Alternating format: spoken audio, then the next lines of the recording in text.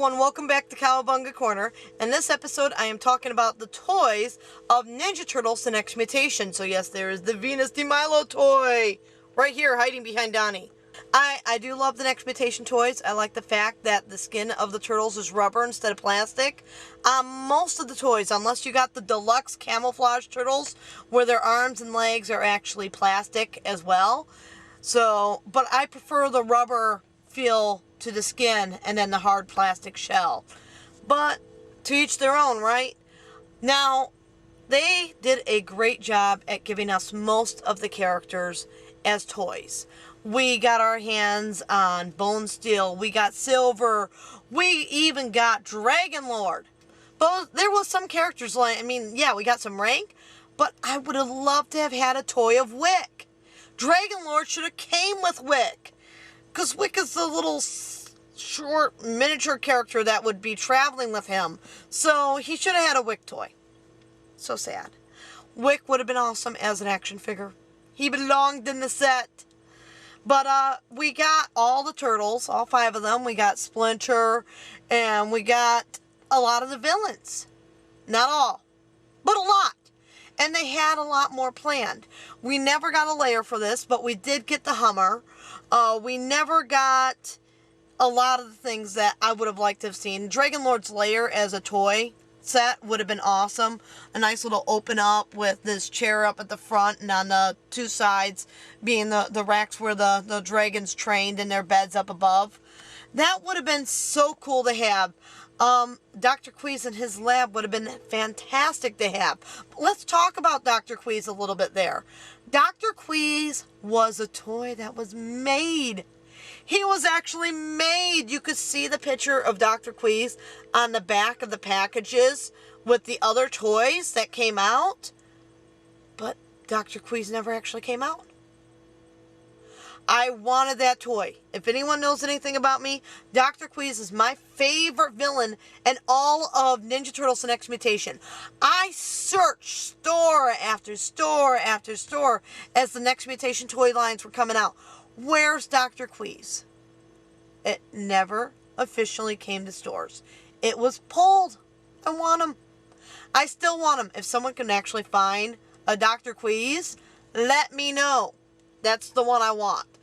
But I'm very happy with the ones I did get. I got a lot of great ones.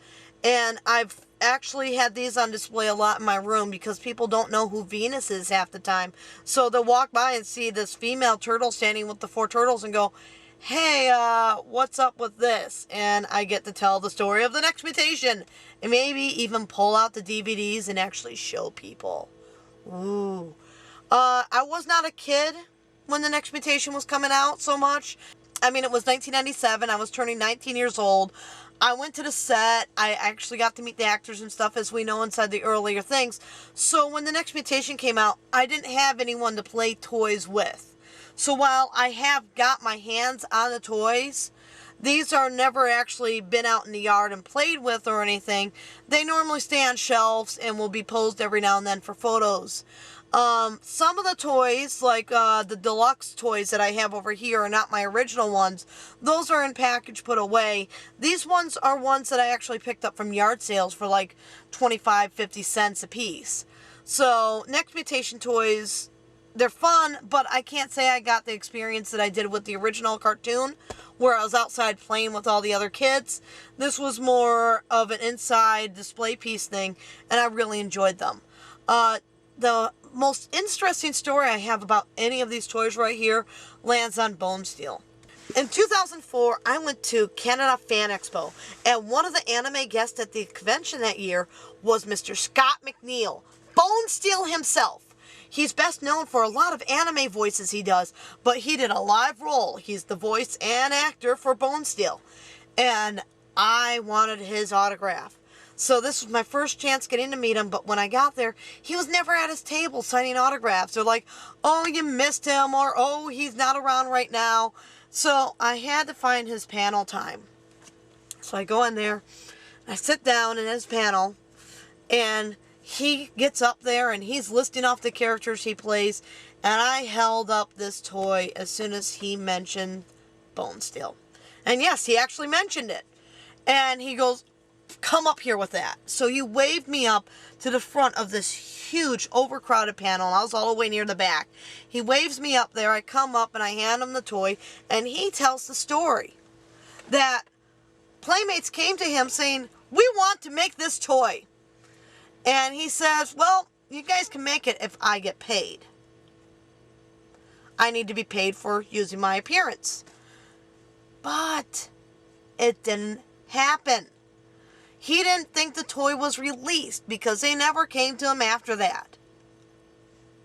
And then at a convention, a fan, not me, this was more in the late 1990s, shows up with a Bone Steel action figure.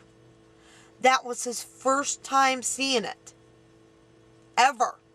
So, as I understand, there was some legal case about the Bone Steel action figure, which makes him a little bit more valuable, a little more rare.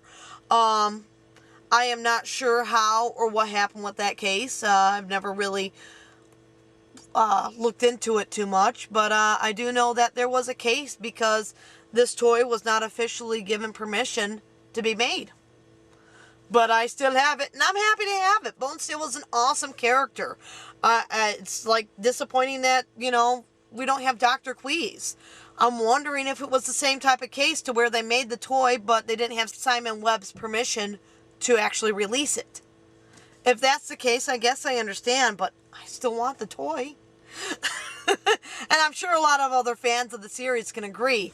I know the Next Mutation is not the most popular series out there, but the fans that do enjoy it actually have their reason for enjoying it, and we do appreciate it as much as we appreciate any of the other medias of Ninja Turtles out there. So, love towards the Turtle toys. Just like any other Turtle line, I've always been happy with the Playmates toy line. They have not broken on me at all. All of my turtles still have their arms and legs. Worst part with the Next Mutation toys, even because they're the rubber, they don't have the twist at the wrist, so their arms are stuck in one position besides for at the shoulders. Same thing for the legs, but we didn't normally have ankle twisting anyhow. The heads are okay. I mean, we still got the rubber thing going. Belts are great. They come on and off. They don't break as easy as the original belts did. Weapons, they're weapons. I like the newer weapons that they make these days more than the stuff they did back in the 1990s. Overall, it's a good toy series. I enjoy having them. There's Splinter, which I wasn't able to dig out at this time. Is probably my least favorite of the toys that they made. He stands a little tall and skinny, and he just did not look like Splinter from the series at all. He had this very weird look to him. So, but otherwise, it's a good toy series, and I thank Playmates Toys for making it for us. And I look forward to any new toys from Playmates coming soon. Next time here on Cowabunga Corner, we are going to share the making of those turtle puppets I've been using in some of my videos.